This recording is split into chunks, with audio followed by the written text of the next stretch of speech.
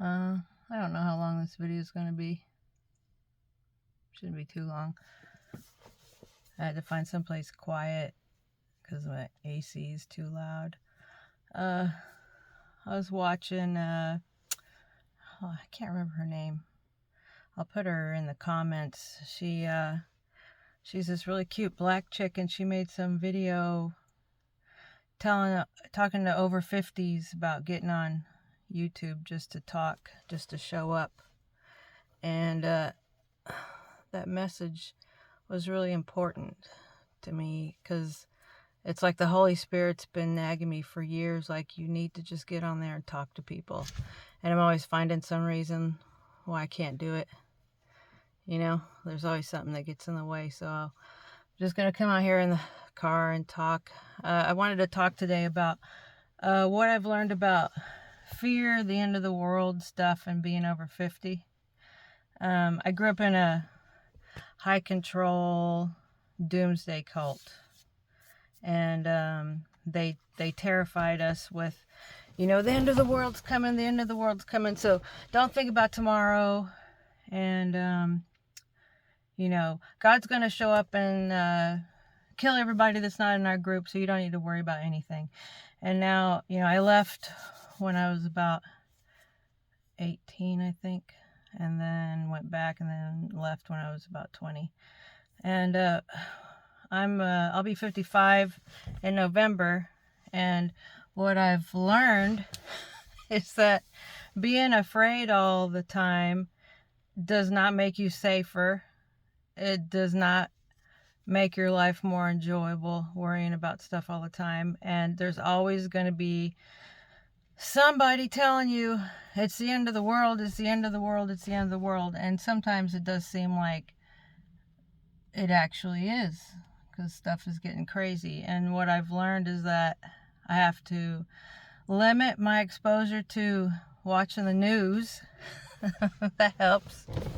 I do check on headlines and stuff every now and then just to see what's going on, but it's almost like you get addicted to being afraid, because it's like that adrenaline rush of what's next, what happened now, and the whole scroll, doom scrolling, and it's like sometimes all that does is take you away from your present moment and take you away from the people in your life that need you, or the things you have to do, or it keeps you from being focused on the things you can do, the things you can change. You know what I mean?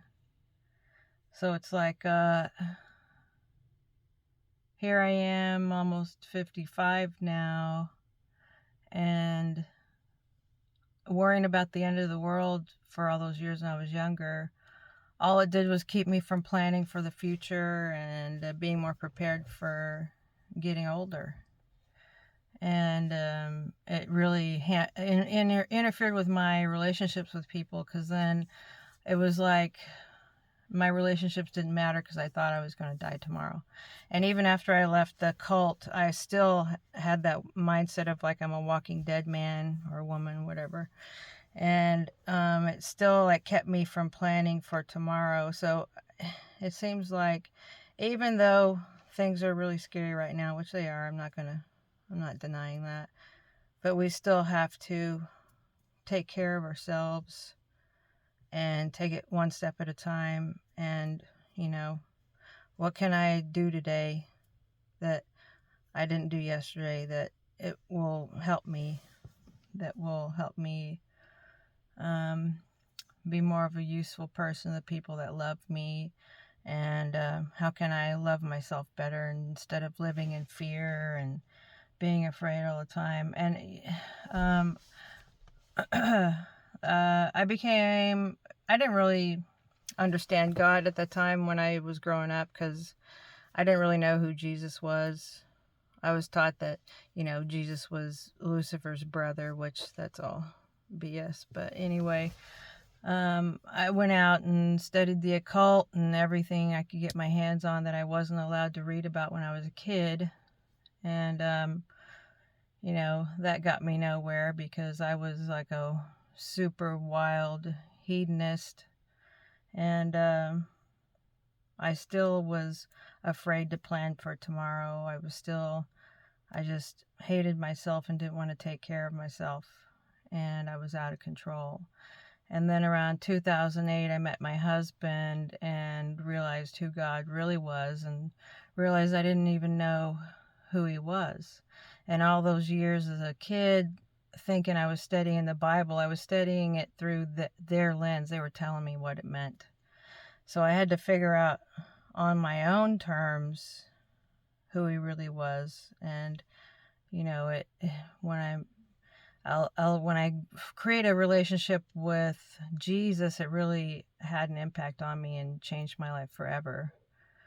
And that in itself was a miracle because of the person I used to be.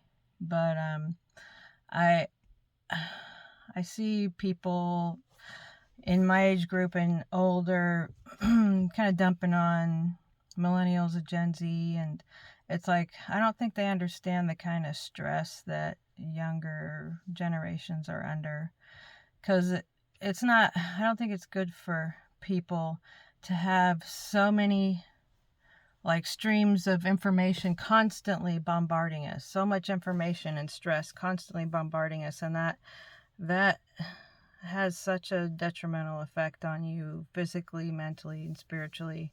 And it's going to take its toll on you physically too. It's going to make you sick.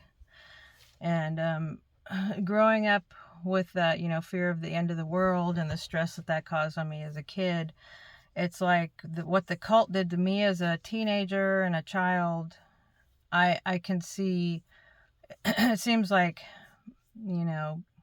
media, movies, music, I can see it doing that to younger generations. It's teaching them that there's no reason for them to be alive, that the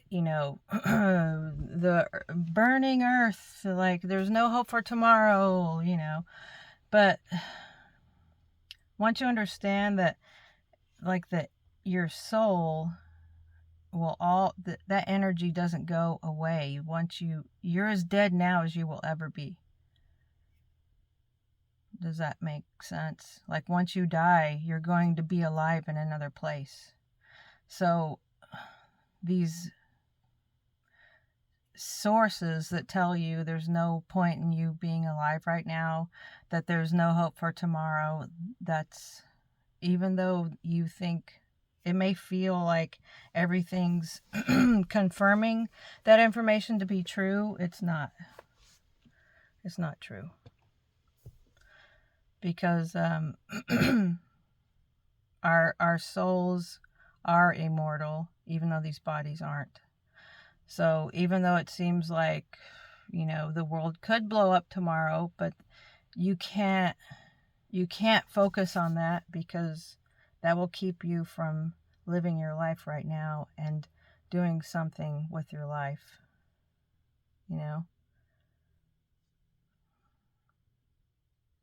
Because I think about how the influence that, like, believing in evolution had on me and my friends. It made us think that there was no point in us being alive, and it was racist. That's another entire discussion about Charles Darwin and all them being racist. But anyway, that's all a lie. And the more I looked into evolution and dug deeper into the science, the more I realized they didn't know what they were talking about. And there was no... It took just as much religiosity and faith to believe in that. And I thought that I was believing in science, but the more I dug into the science, the more I realized that it was a joke. It was just someone's opinion presenting it as facts and truth, and it wasn't. The point of me wanting to talk today is that no matter how dark it may seem at the moment, there's a reason that you're here. There's a reason you're still alive. And regardless of how small, if it's just, feeding a stray cat or a stray dog, you have to find something today to give your life reason. And I had to form a relationship with God to realize that for myself. And I think that's another reason why a lot of people are feeling so lost, is because they're not connected to the source of life. And there's more conversations that can be had about God here. I understand why a lot of people are angry at God and have a lot of unforgiveness towards Him. And just know that if somebody is telling you to hate God and to not have any hope, just remember that's their agenda, that's their prerogative. They don't really care about you, because how can they care about anything if they're trying to take your hope for living away? You gotta, if you're surrounded by people that take joy in seeing you suffer and kill your hope, you gotta find new friends. That's it for today. See you later.